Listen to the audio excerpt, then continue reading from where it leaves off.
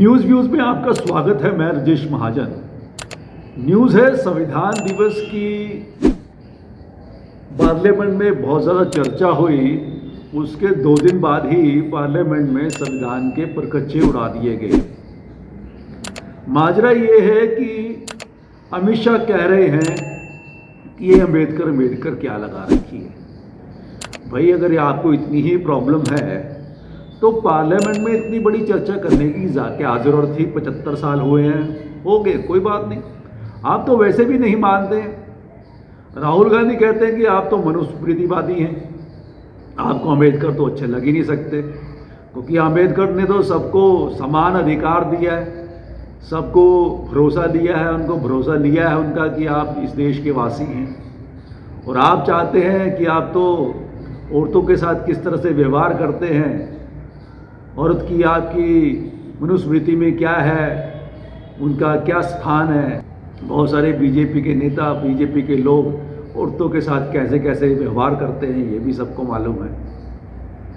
तो इस संविधान दिवस पे 75वें साल पर अमित शाह को कुछ प्रॉब्लम हो गई है, क्योंकि उनका विपक्ष का इस तरह से अम्बेडकर करना उनको अच्छा नहीं लगता है।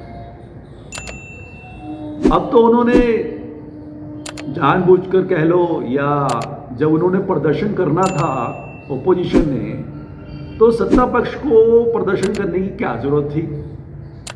वो ऐसा क्यों रोकना चाहते थे कि वो पार्लियामेंट के अंदर घुसे या अम्बेडकर की मूर्ति के साथ सामने जाएं। उनसे उनको क्या प्रॉब्लम थी जो वो सामने आकर खड़े हो गए, और ये रोकने के लिए या उनके साथ में धक्का मुक्की करने की ज़रूरत पड़ गई।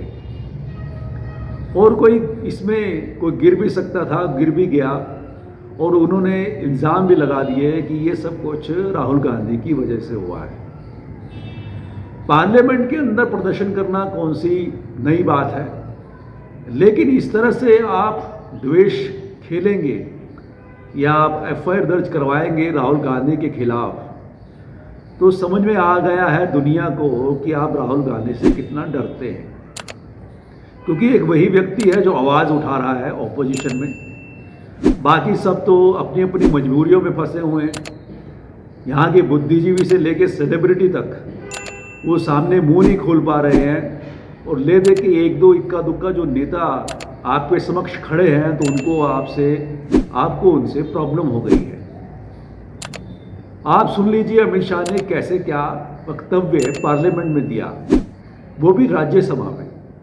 अभी एक फैशन हो गया है, अम्बेडकर अम्बेडकर अम्बेडकर अम्बेडकर अम्बेडकर अम्बेडकर।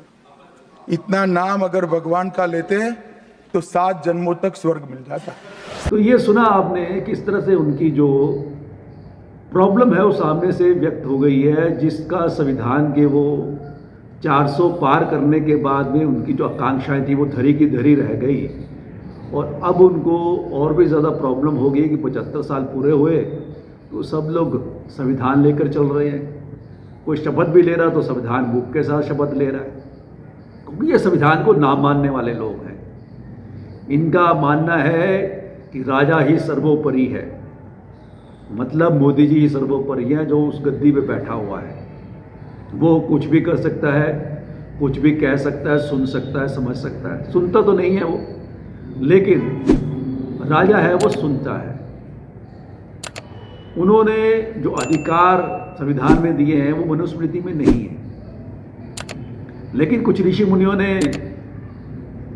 हमारे जो ग्रंथ है उनमें ये बता दिया है कि अगर औरत चाहे, उसका पति अगर उसको विश्वास नहीं करता है या उसको उसके साथ नहीं समझ पा रहा है तो वो अपनी अलग जिंदगी जी सकती है।